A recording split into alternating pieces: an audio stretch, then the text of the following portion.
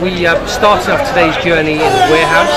We loaded up all of the food onto trucks, so there was food packs including dates, rice, sugar, bags of coffee, so many things. So we loaded into the van, and 3 trucks actually drove out from there and travelled about 45 kilometres to here, an area called Madaba. And as you can see, they're lining up outside the gates. I think we've got through probably about half of those families now. So, you know, in total, over 500 people have received your support just today. But there's plenty more people outside who need help. Unfortunately, as I said, many of the families that are desperate for help haven't been registered with the local government. So there is an issue where we can't serve everyone. And what that does is leads to tension, leads to a lot of arguments out on the gates. We could see some of the people trying to keep the peace. Tensions were really rife, and you know, at any point we thought that things were really going to kick off, and you know, we'd have to have physical confrontation with people. Alhamdulillah, it didn't come to that, but this is what happens when people are desperate for food.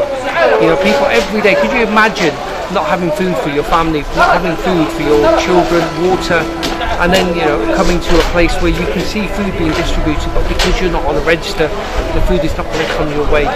It's a real harsh situation that these people find themselves under, but you know, alhamdulillah, luckily hundreds of people have benefited from today's food distribution, and many more outside those gates will benefit more.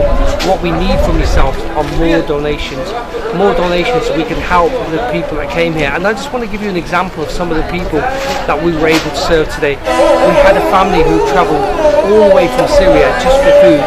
There was a family, a father who was probably in his 60s, who was completely blind and was just walking through the aid of his wife. And when we asked where his children were, he said he's lost 5 of his children. 5 of his children who you would expect to be able to look after him and be able to guide him and be able to assist him.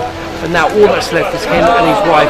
We had young children who were victims of missile attacks. One young boy who we met just about 5 minutes ago by the name of Zaheer, who had lost one of his legs and his other leg was badly damaged. There was another brother in his 40s who came to us again. He had a bullet wound in his leg, and also he had shoulder scarring on his shoulder. When we asked what that was, he said that he'd been caught by certain gangs and they'd poured acid on his shoulder. You know, there was hundreds of cases of you know, people who came forward today, and it really made you feel that you were so fortunate to be able to live in the societies we live, and you know, be able to be thankful to Allah for all of the benefits that we receive. And when I see the situation, it takes me back more than anything to the riots that we faced 2 years ago in London. And I think that's the closest reality. Many of us were scared for our lives, scared for our children, scared for our businesses. Well, that's what happened in Syria, brothers and sisters. Just, you know, as recent as 2 years ago, Syria was a thriving community. You know, it was known for its rich establishments. You know, people would go to Syria for education, you know, for holidays. All sorts of tourism activities were going on in Syria. And right now, those are the same people who've had to flee their homes and leave everything behind and come to this, you know, distribution camp where they're literally having to beg for food so their families can eat this Ramadan.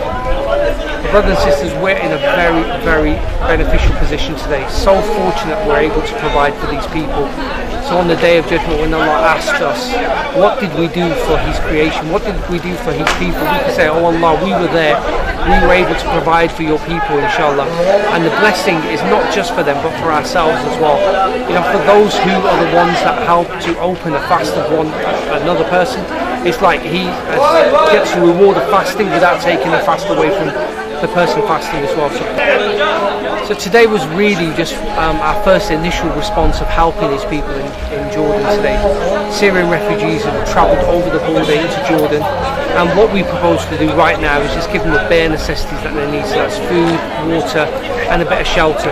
But don't forget, we're looking to expand our projects with your help and your support tonight. So we're looking for medical aid, you know, for victims who've been wounded. You know, we have facilities, we have medical staff on the ground who can move rapidly and help to save lives. We'll be able to set up trauma units. We'll be able to help so many different people, thousands of people who are getting wounded each and every day who need your help and your support. We can be there on the ground to give them that support. Please come forward today. 0121 446 5682, or visit our website islamichealth.org.uk, and please make a donation of £150 or more, so more and more food packs like this can be distributed to families, inshallah.